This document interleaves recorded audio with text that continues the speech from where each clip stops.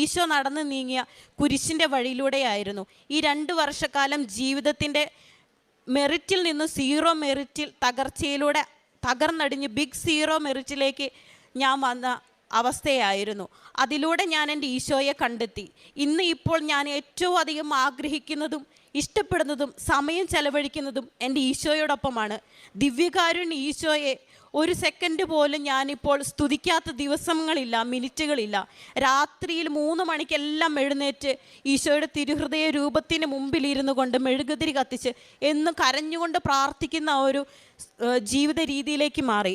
ജപമാലകൾ കൂടുതൽ ചൊല്ലി ഞാൻ പ്രാർത്ഥിക്കുവാൻ തുടങ്ങി. മറ്റുള്ളവർക്ക് വേണ്ടി പ്രാർത്ഥിക്കാൻ എന്നെ പഠിപ്പിച്ചു.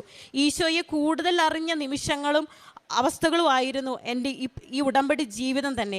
ഈശോയുടെ സ്നേഹം എന്തെന്ന് ഞാൻ അറിഞ്ഞ ദിവസങ്ങളായിരുന്നു ഈ ഉടമ്പടി ജീവിതം എനിക്ക് നൽകിയത്. പിന്നെ എനിക്ക്